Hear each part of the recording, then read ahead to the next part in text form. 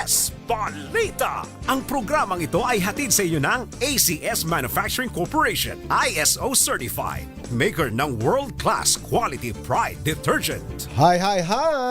Maganda morning! Ano bang araw today, kumbachero? Today is Laundry Day, Friday! Yuhu! At pag Laundry Day, Friday, all you need is Pride washing machine detergent. May triple stain away formula kaya tanggalang makapit, madikit, malupit na dumitman siya kaya easy ang labada. Kaya pala mula noon hanggang ngayon, all you need is Pride! All you need is Pride! ACS! Kasama ang 2x2 Tandem Anthony Taberna at Jerry Baha. ACS Balita. Alas 6:21 na ng umaga, tuloy ang ACS Balita. Peke ang plaka ng isa sa mga luxury cars na pag-aari ni dating ako Bicol Party List Representative Zaldico na nakumpiska sa parking ng isang kondo sa BGC. Ayon kay PNP Highway Patrol Group Director General Hansel Marantan, natuklasang peke ang temporary plate na nakakabit sa Ferrari sports car ni Ko. Ay sinagawang macro-etching examination. Isa sa mga anggulong tinitingnan sa investigasyon ang kambal plaka scheme. Ayun. Sino ba gumagawa ng macro-etching? Yung mga taga-parlor. Yung mga taga-parlor, siyempre. Paano pa ginagawa yung macro-etching? Alam mo, yan. Lalagyan mo lang ng cream. At yun yung pinaka-wax, ano? Sanay na sanay daw si General Hansel Marantan dyan. Sa macro-etching. Isa daw po sa mga anggulong tinitingnan ni General Hansel Marantan. Napapatawa mo to si Director Bobby Mahilig Director Bobby.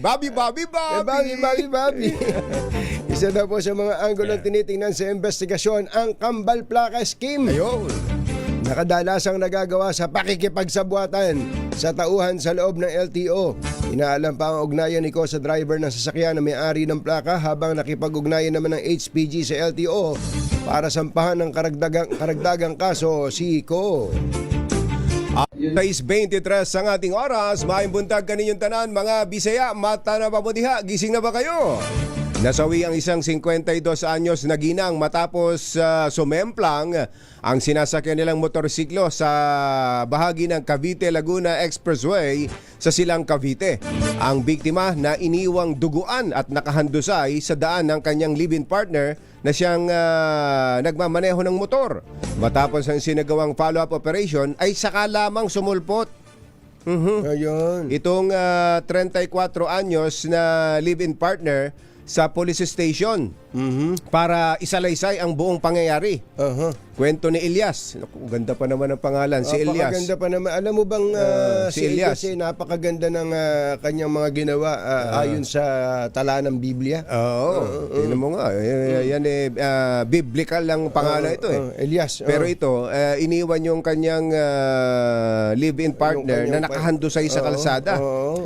Sa kwento po ni Elias, binabagtas nila ang ginagawang daan sa Calax ng aksidente niyang masalpok ang plastic barrier sa lugar at tumama pa sa malaking bato, dahilan para sumemplang sila at mabagok ang ulo ng kanyang kinakasama.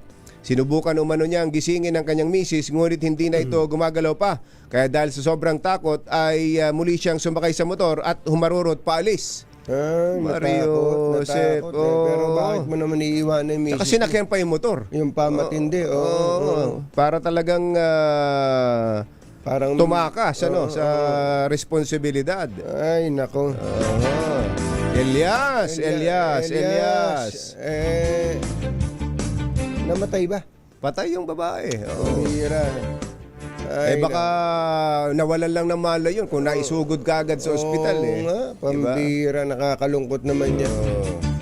Alas 6:25, voluntaryong sumuko si dating Senador Ramon Bong Revilla Jr. sa PNP headquarters sa Camp Crame kasunod ng inilabas na arrest warrant laban sa kanya at sa 6 na iba pa sa Sandigan Bayan. May kaugnayan ito sa kasong malversation of public funds at plunder na isinampa sa kanya ng ombudsman matapos siyang idawit sa 92.8 million pesos na flood control project sa Pandi, Bulacan. Kinumpirma naman ni Acting PNP Chief Lieutenant General Jose Melencio Nartates Jr. na dumating si Revilla sa Camp Crame sa Quezon City pasado alas 9 kagabi. Sinabi ni Nartates na sa ilalim si Revilla sa standard booking at medical procedure, ngunit hindi na binanggit pa kung saan siya pansamantalang ikukulong. Pinasinayaan ni Pangulong Bongbong Marcos kasama si Senator Loren Legarda ang Antique Airport Development Project na itinaguyod ng senadora sa loob ng halos isang dekada.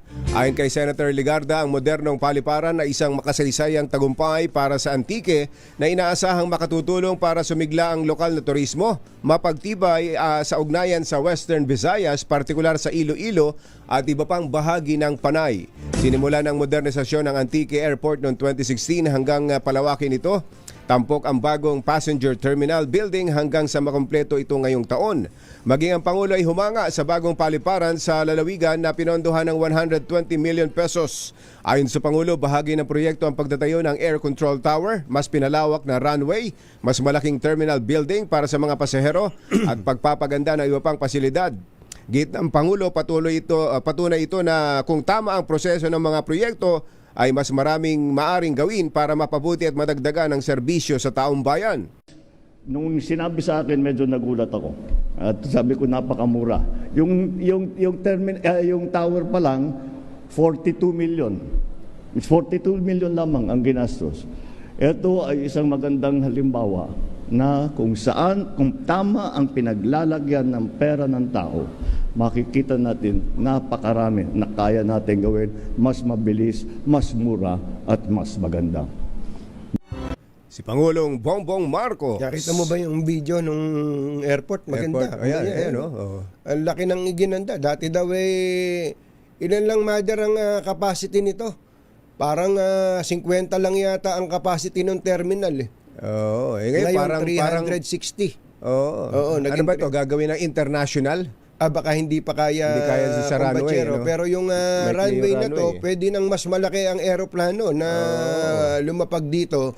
Kaya nakakatuwa naman ang mga taga at natutuwa din ang mga taga Antique.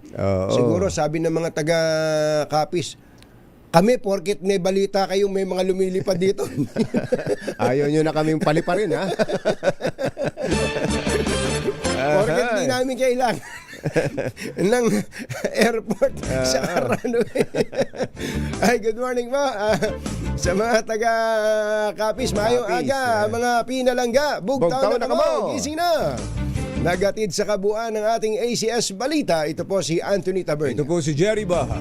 Kasama ang 2x2 tandem Anthony Taberna at Jerry Baha. ACS Balita.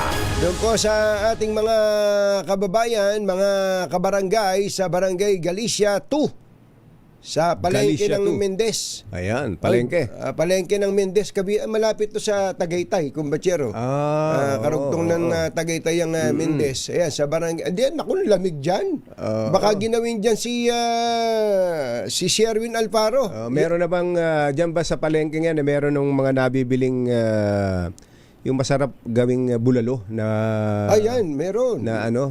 Iba lasa nung baka diyan sa gawing yan, ano? Iba Ba't kaya dahil sa kinakaing damo? Maaari, kumpachero. Saka pagka ang baka daw ay laging nakakumot, masarap ang lasa niyan. Ang ginaw dyan. Dahil malamig, ano? Malamig dyan sa... hindi, pero... wag naman magtatampo yung ibang mga nagtitinda ng bulalo, ha. Nabalitaan ko, nagpapanggap lang na taga Batangas at taga Cavite yung mga baka diyan eh. Galing na sa ibang lugar. Galing na pala sa abroad. Abroad. Abroad. Ganon. Mga ano na, yung imported. mga anong tawag doon? Yung matagal frozen, na. Frozen. Matagal na. Kaya yung mga beef shank. Kaya wala nang lasa. Yung iba dyan, dahil sa tagal na siguro, lasang Espanyol na. Pero kapag talagang galing dyan sa lugar na yan, iba lasa ng bulalo. Parang kumbachero, parang manok. Di ba pagka manok pag sinabi native, native. Pagka ikaw kumain ng tinolang native. Naku, napakasarap iba-iba ng lasa. sabaw. Kaya Napakasarap ng sabaw. Iba talaga pagka local, ano? Ganon din sa bawang. Kapag kayong bawang, maliliit man, pero napakalasa. Kahit konti lang, napakalasa. Yung ibang bawang na nabibili sa palengke, yung imported, yun, na lalaki, ang lalaki. pero walang lasa. Kaya binabati natin ang mga maliliit na kababayan natin. Huwag kayong mag-alala. Sabi Small nga nila, but terrible. Small but terrible. Sabi ni Ara, ako yun Ay, magandang umaga sa mga taga-barangay Galicia 2, palengke ng Mendez, Cavite. Nandiyan ang ating malakas promo team. Ayan, Kasama siyempre ang Pride. Si Nanay Jenny Orosa, yung bachero, dati daw iba ginagamit niya. Dahil kapapakinig sa atin sa 2x2, nagpalit na raw siya, nag-Pride. Sa kanyang washing machine detergent na raw siya. Washing machine detergent. Yung malaki ang binibili ni Nanay Jenny. Tulad na yung pinamimigay natin. Wala ba tayo dyan, mga taga-ACS? Wala ba tayo sample dyan? Para naman na masubukan namin yan. Matagal na ako hindi nakakakain ng Pride. Oras mo natin, Achi, Mr. Jalamtang, Lakyam, Sam Ithun, 6:31 ng umaga. Balitang makatotohanan, balitang maaasahan.